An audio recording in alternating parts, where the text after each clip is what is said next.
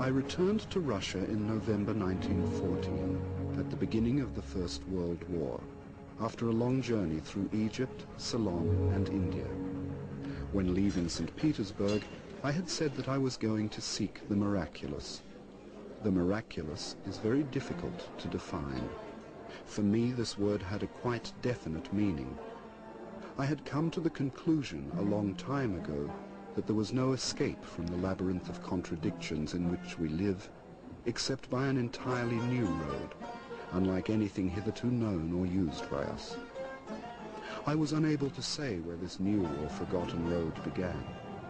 I already knew then, as an undoubted fact, that beyond the thin film of false reality there existed another reality from which, for some reason, something separated us.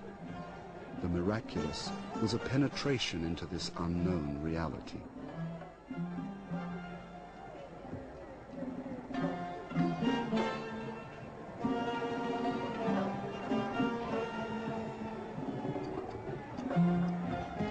When I went away, I already knew I was going to look for a school or schools.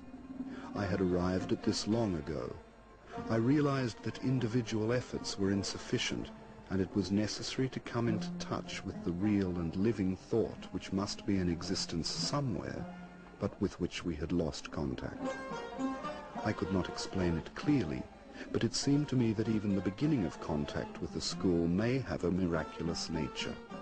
I imagined, for example, the possibility of making contact with schools of the distant past, with schools of Pythagoras, with schools of Egypt, with the schools of those who built Notre Dame, and so on.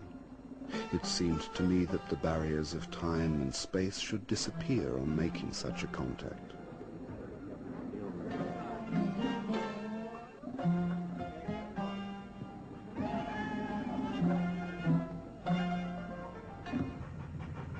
Soon after my return to St. Petersburg in February and March 1915, I gave public lectures on my travels in India. The titles of the lectures were In Search of the Miraculous. I felt that on the basis of a search it would be possible to unite together a large number of people who were no longer able to swallow the customary forms of lying and living in lying.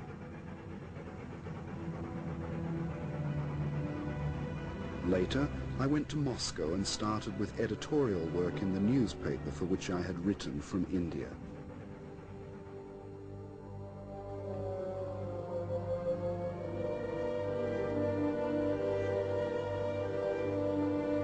Among people whom I met were two, one a musician and the other a sculptor, who very soon began to speak to me about a group in Moscow which was engaged in various occult investigations and experiments, and directed by a certain Gurdjieff, a Caucasian Greek.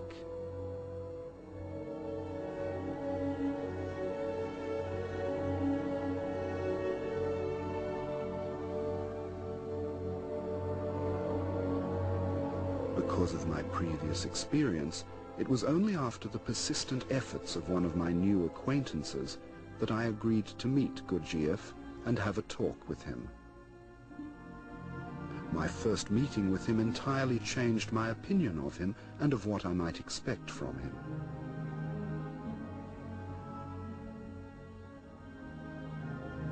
I remember this meeting very well. I saw a man who astonished me because he seemed completely out of the place and its atmosphere. I was still full of impressions of the East, and this man with the face of an Indian Raja or an Arab sheikh, whom I had once seemed to see in a white burnous or a gilded turban, was sitting in that small cafe. He spoke Russian incorrectly with a strong Caucasian accent, and this accent, with which we are accustomed to associate anything apart from philosophical ideas, strengthened still further the strangeness and the unexpectedness of this impression.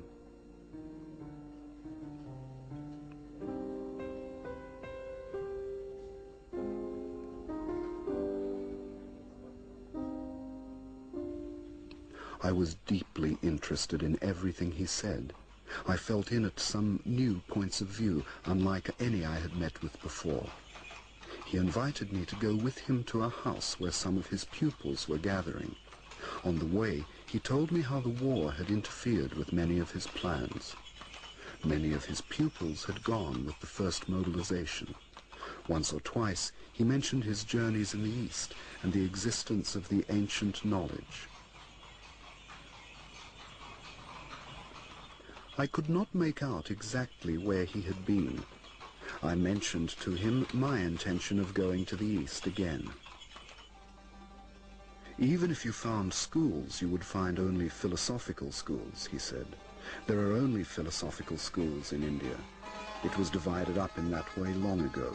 In India there was philosophy, in Egypt theory, and in present-day Persia, Mesopotamia, and Turkestan practice.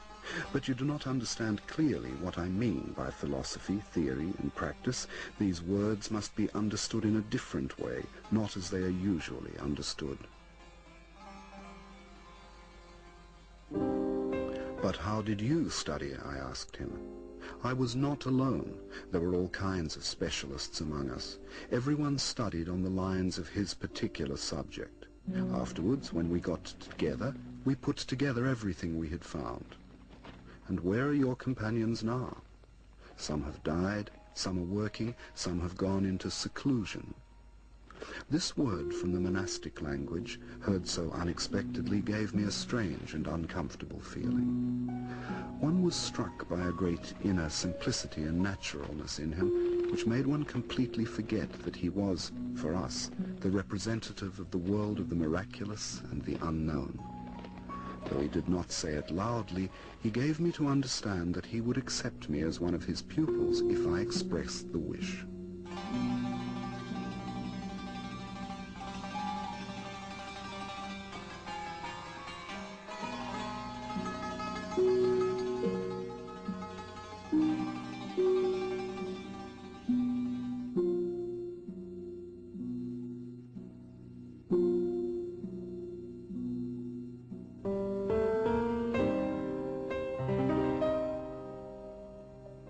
If ancient knowledge has been preserved, and if, speaking in general, there exists a knowledge distinct from our science and philosophy, or even surpassing it, why is it so carefully concealed? Why is it not made common property? Why are the men who possess this knowledge unwilling to let it pass into general circulation of life, for the sake of a better and more successful struggle against deceit, evil, and ignorance?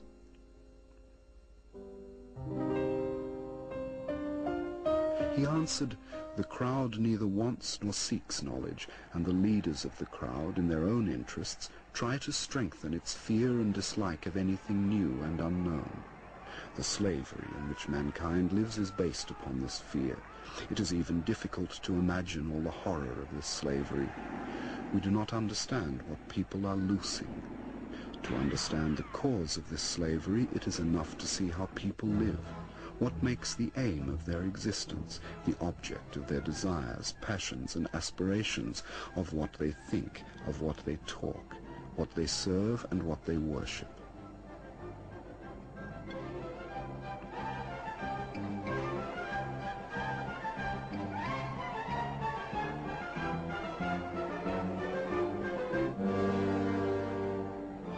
I remembered that a few days before this talk, I had seen two enormous lorries loaded to the height of the first floor of the houses with new unpainted wooden crutches.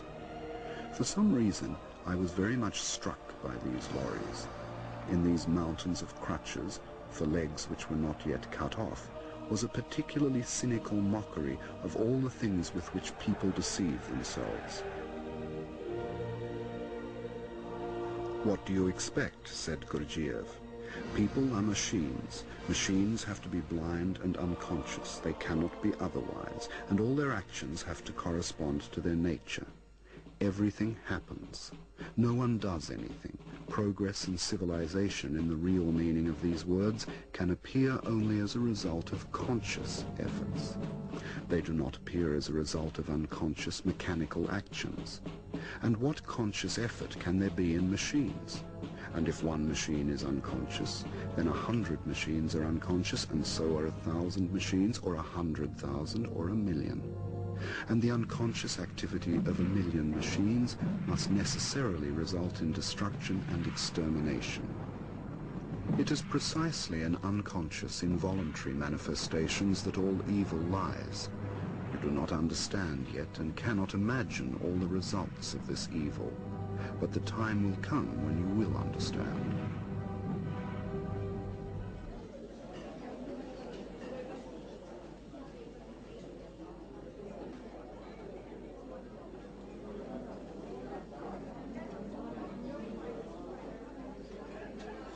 Talks with Gurdjieff and the unexpected turn he gave to every idea interested me more and more every day. But I had to go to St. Petersburg. I remember my last talk with him. I had thanked him for the consideration he had given me and for explanations which obviously had changed many things for me. But all the same, you know, the most important thing is facts, I said. If I could see genuine and real facts of a new and unknown character, only they would finally convince me that I am on the right way. I was again thinking of miracles. There will be facts, said Gurdjieff, I promise you, but many other things are necessary first.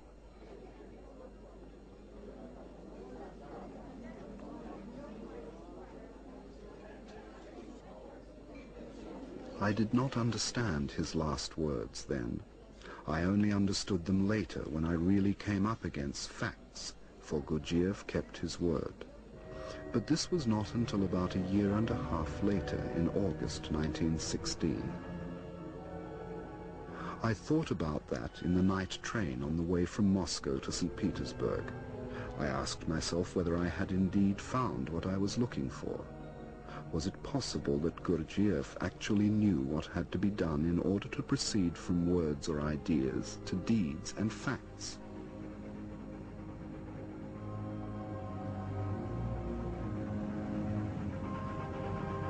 I was still not certain of anything, nor could I formulate anything precisely, but I had an inner conviction that something had already changed for me and that now everything would go differently. This was the terrible summer of 1915, with its gradually lowering atmosphere from which, in spite of all efforts, I could not free myself.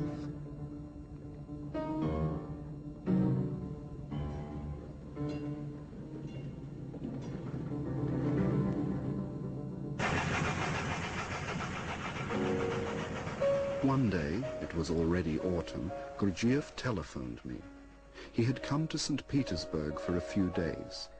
I went to see him at once, and in between conversation with other people who came to see him on various matters, he spoke to me just as he had in Moscow.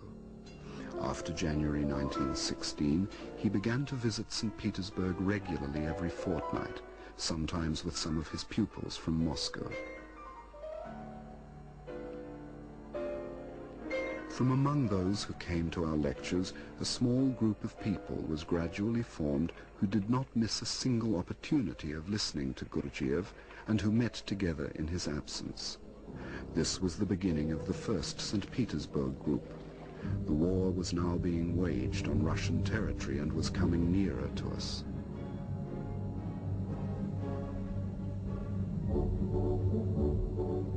We all felt that we had to hurry, that we were doing too little compared with the immensity of the task we had set ourselves.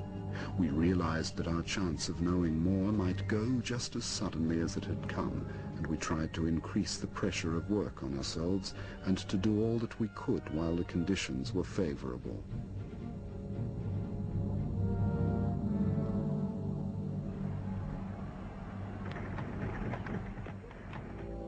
The next lecture began with the words, "Know thyself." These words, said Gurdjieff, which are generally ascribed to Socrates, actually lie at the basis of many systems and schools far more ancient than the Socratic. The modern man of our times, even a man with philosophic or scientific interests, does not realize that the principle, "Know thyself," speaks of the necessity of knowing one's machine, the human machine. A man does not know himself. A man is a very complex machine, much more complicated than a locomotive, a motor car, or an aeroplane. People know nothing, or next to nothing, about the structure, the working, and the possibilities of the machine. They do not understand the simplest functions, for they do not know the aims of these functions. They vaguely imagine how they should learn to control the machine, the way they control a locomotive, a motor car, or an aeroplane. If you are not educated to control a human machine, it is as much dangerous as when dealing with other complicated machines. But it is clear to everyone when planes, cars, or locomotives are in question. But they rarely think of that when considering people generally or individually.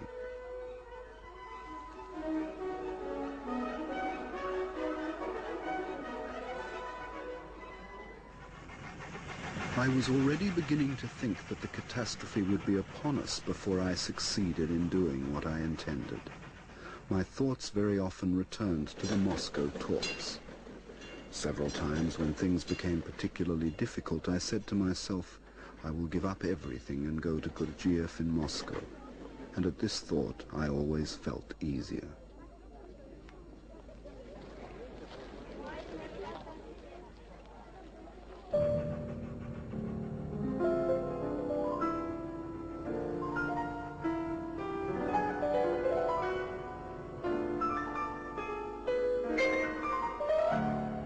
I often recalled my first meeting with Gurdjieff and that night spent with the group in Moscow. Then I was prepared to give the final judgment of Gurdjieff and his pupils. But something had stopped me. Now that I realize how important these ideas are, I became almost terrified at the thought of how easily I could have known nothing whatever of Gurdjieff's existence, how I could have again lost sight of him, if I had not asked then whether I could see him again.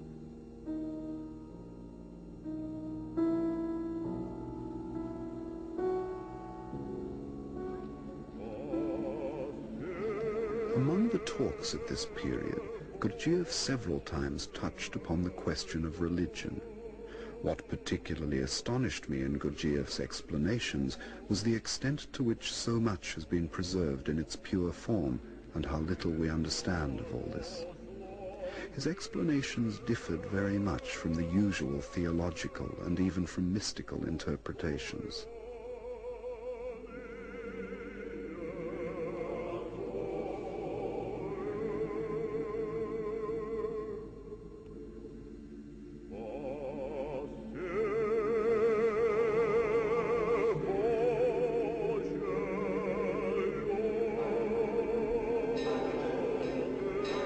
Christianity forbids murder, yet all that the whole of our progress comes to is progress in the technique of murder and progress in warfare.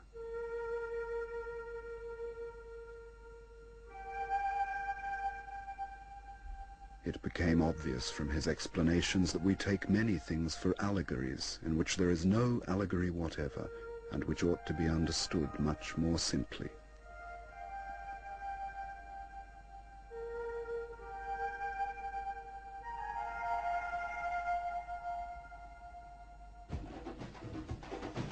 What he said before about the Last Supper serves as a good example of this. Every ceremony or rite has a value if it is performed without alteration, he said. A ceremony is a book in which a great deal is written. Anyone who understands can read it. One rite often contains more than 100 books. For instance, in all the denominations of Christianity, a great part is played by the tradition of the Last Supper of Christ and his disciples. To understand what took place at the Last Supper, it is first of all necessary to know certain laws. Christ knew that he must die. It had been decided thus beforehand. He knew it, and so did his disciples. And each one knew what part he had to play. But at the same time they wanted to establish a permanent link with Christ. And for this purpose he gave them his blood to drink and his flesh to eat.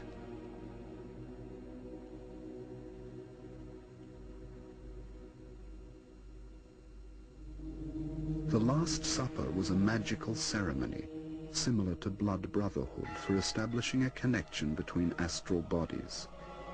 But who is there who knows about this in existing religions and who understands what it means? All this has been long forgotten, and everything has been given quite a different meaning.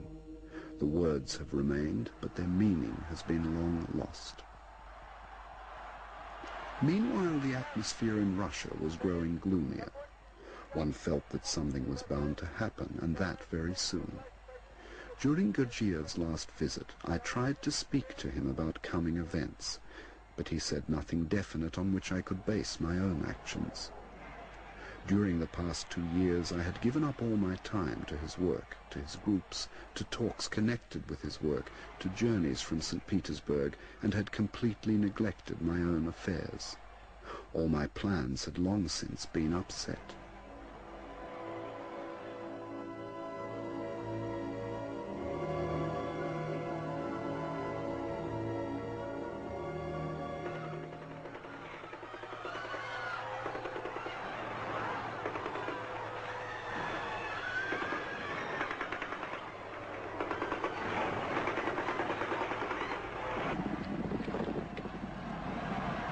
Finally, the great bloodless revolution took place. That was the most absurd and blatant lie that could have been thought of. But the most extraordinary thing of all was that people who were there on the spot, in the center of everything that was happening, could believe in this lie. And in the midst of all the murders could speak about a bloodless revolution.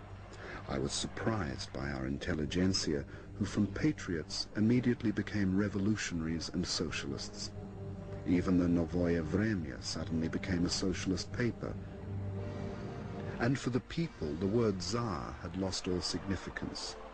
The word still had a great significance for the army and the bureaucratic machine, but the abdication of the Tsar was bound to destroy the whole machine. Russia was in turmoil. After Gurdjieff's departure, up to the time of the revolution, we only got news of him from Moscow once or twice. It was a week after the revolution that I collected the principal members of our group and put before them my views on the situation.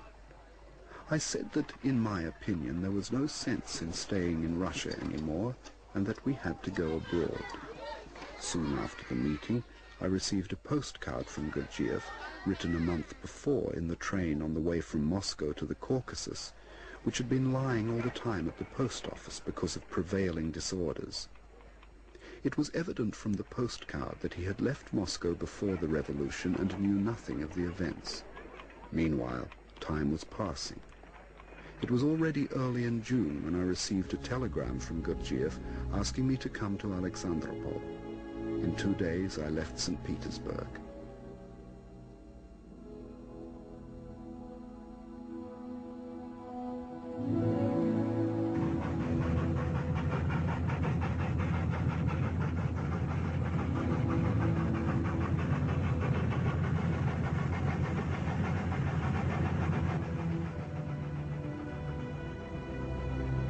Russia, with no authorities, presented a very curious spectacle. I was traveling for 5 days to Tiflis instead of the normal 3. The whole station was crammed with soldiers. Many of them were drunk. There were some courts-martial, and 3 men were shot there on the platform. A drunken comrade explained that the first man had been shot for theft. The second was shot by mistake because he was mistaken for the first, and the third was also shot by mistake because he had been mistaken for the second.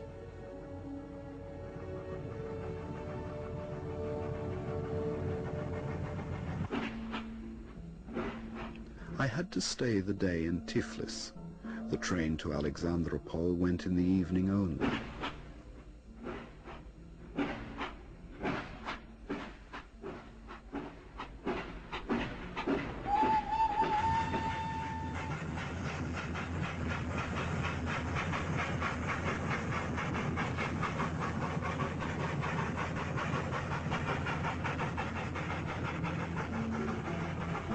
The following morning, I was there.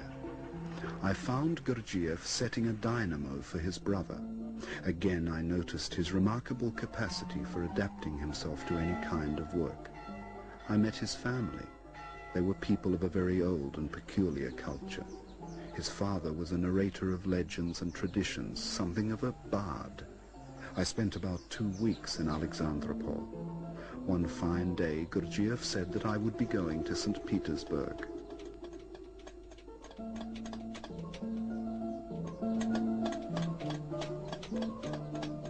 In Moscow and St. Petersburg, I had to inform the members of the group that he was beginning new work in Kislovodsk. The papers which I got on the way were full of news about shooting in the streets of St. Petersburg. Those were the Bolsheviks who were shooting into the crowd. They were trying their strength. In Moscow, I managed to see a few people while waiting for the night train to St. Petersburg, and I passed on to them what Gurdjieff had said. Then I went to St. Petersburg and passed on the message to our groups. In 12 days, I was again on the train to the Caucasus. In Pyatigorsk, I learned that Gurdjieff was not living at Kislovodsk, but at Essentuki, and in 2 hours' time I was with him in a small country villa.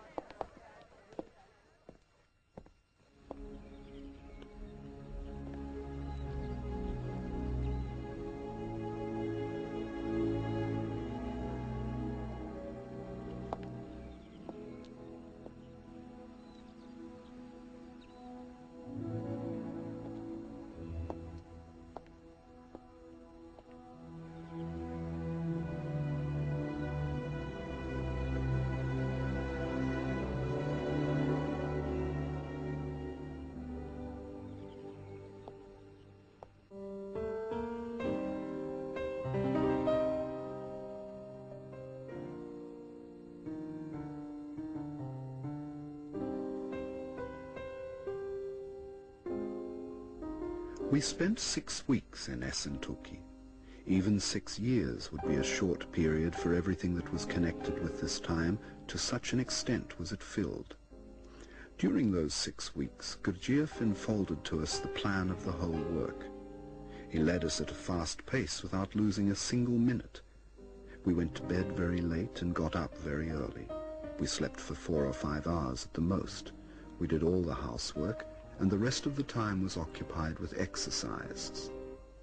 All the ideas we had come to know up to that time brought us face to face with a whole series of questions connected with the practical realization of work on oneself.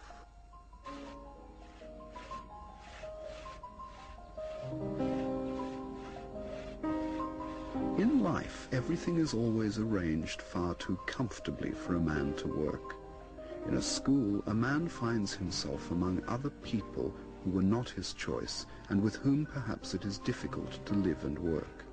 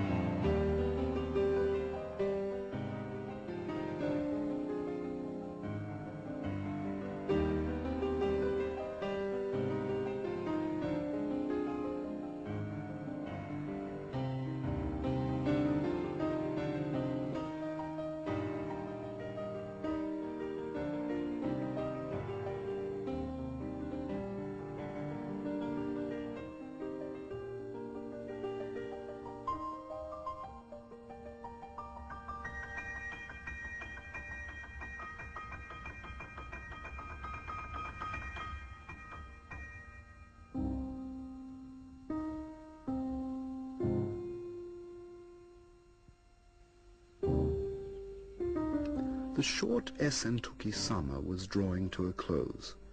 We had begun to think of the winter and to make various plans. And suddenly everything changed, for a reason that seemed to be accidental and which was the result of friction between certain members of our group. Gurdjieff announced that he was dispersing the whole group and stopping all work. At first we simply did not believe him, thinking he was putting us to a test. All of us announced that we would follow him wherever he went.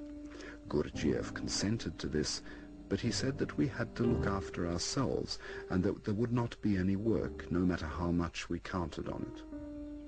All this surprised me very much. I considered the moment most inappropriate for acting, and if Gurdjieff was serious, then why had the whole business been started? I don't know why, but from this moment there began in me the separation between Gurdjieff and his ideas. Until then I had not separated them. My personal position in Gurdjieff's work began to change. For a whole year something had been accumulating, and gradually I began to see that there were many things I could not understand, and that I had to go.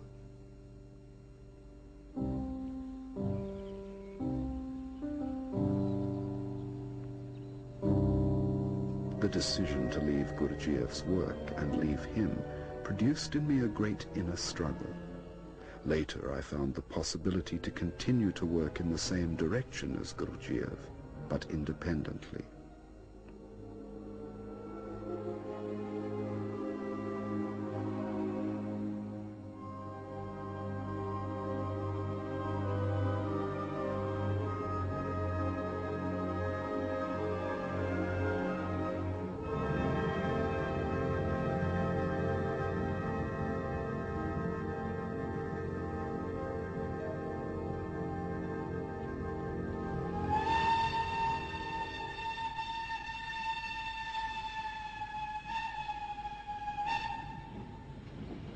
Soon afterwards I managed to leave for Constantinople. At that time Constantinople was full of Russians. I met acquaintances from St. Petersburg, and with their assistance I began to give lectures. I got no letters from Gurdjieff, but I was sure he would come to Constantinople. He actually arrived in June with a fairly large company.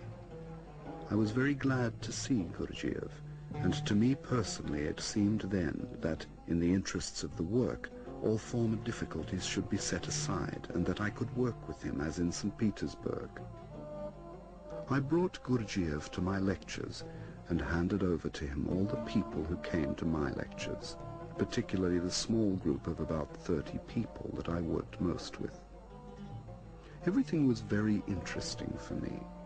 Gurdjieff often came to see me. We went together through the Constantinople bazaars. We went to the Mehlevi dervishes, and he explained something to me that I had not been able to understand before.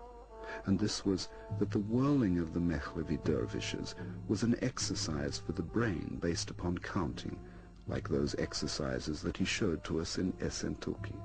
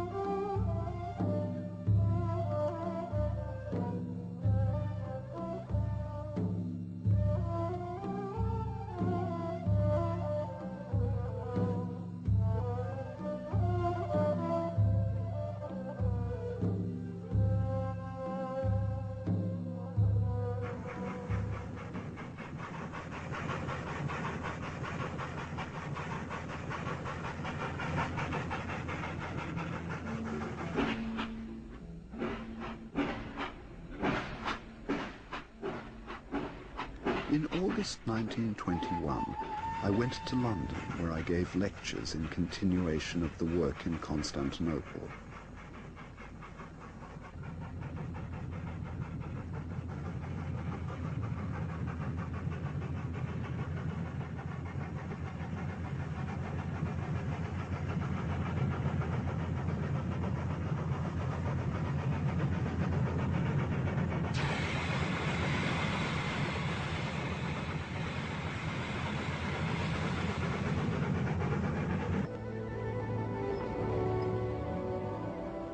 In February 1922, Gurdjieff came to London.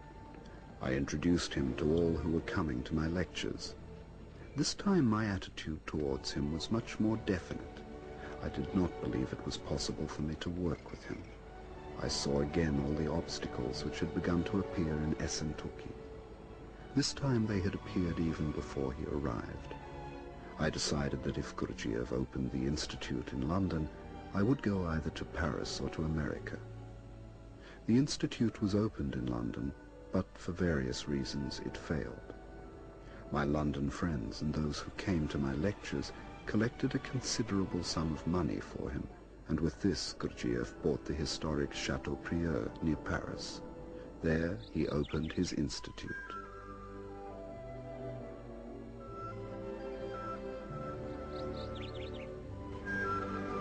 A very interesting and animated work was proceeding there. A lot of new and interesting things. Dances of dervishes and the music were held for the first time in Europe. Everyone was impressed who had the opportunity to see and hear that.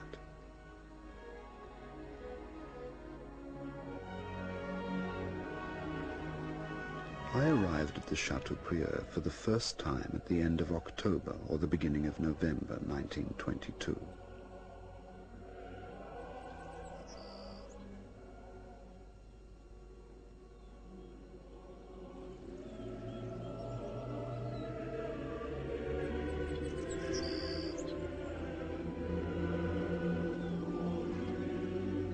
I remember one talk with Miss Catherine Mansfield, who was then living there.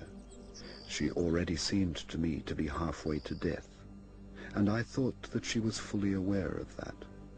But with all this, one was struck by the striving in her to make the best use, even of those last days, to find the truth whose presence she clearly felt, but which she was unable to touch.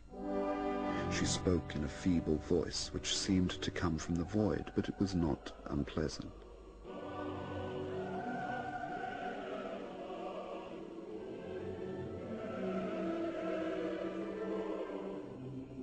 I know that this is true, and that there is no other truth.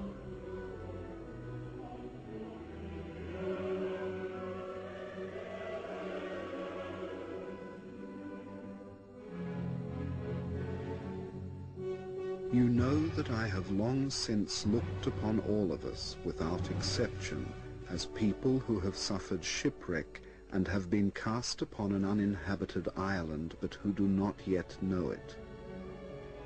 But these people here know it. The others, there in life, still think that a steamer will come for them tomorrow and that everything will go on in the old way. These already know that there will be no more of the old way. I am so glad that I can be here.